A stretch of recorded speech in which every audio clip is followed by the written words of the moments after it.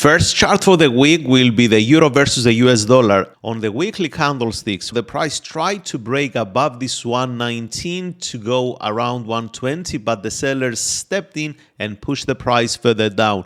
Now, from next week onwards, we do expect the sellers to continue dominating the market and keep pressing down at least until the 1.17.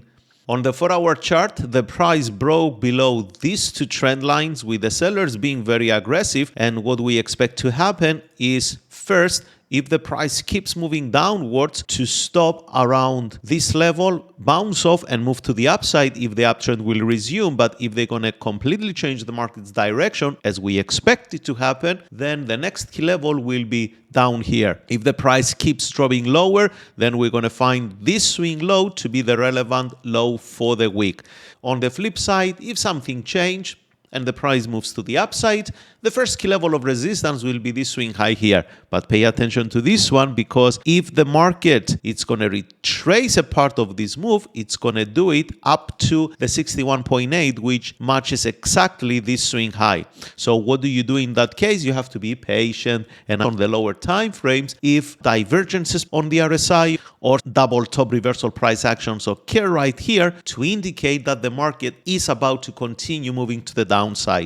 The Australian dollar is the next one on our list, and what happened last week? The price retraced almost all the portion of this last impulsive move that happened to the upside, and now is sitting around this key level. If sellers get strong next week, they're going to push the price further down, and this won't be the next key level we're going to watch, but it will be this one down here.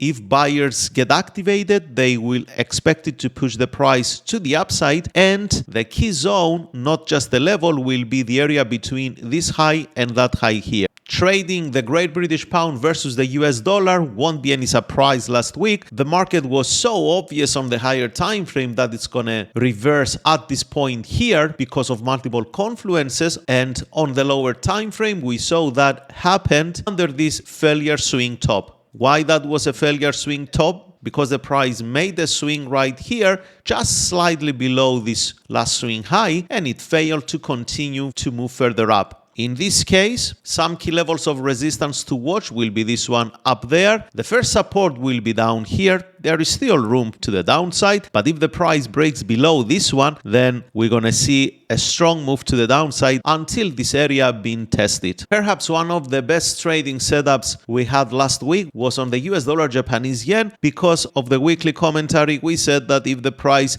finds buyers around this level, we'll push to the upside, and most likely it's going to come to fill up this empty gap. And the price just kept moving upwards, now is above this high and is expected to move all the way to the upside, at least to fill up this empty gap. Levels of support to watch this week will be this swing low and the inside resistance formed by this candlestick. Everybody got scared of gold last week, but that wasn't the case, because if you were watching our videos here, you will know that retracement is a normal part of any trend.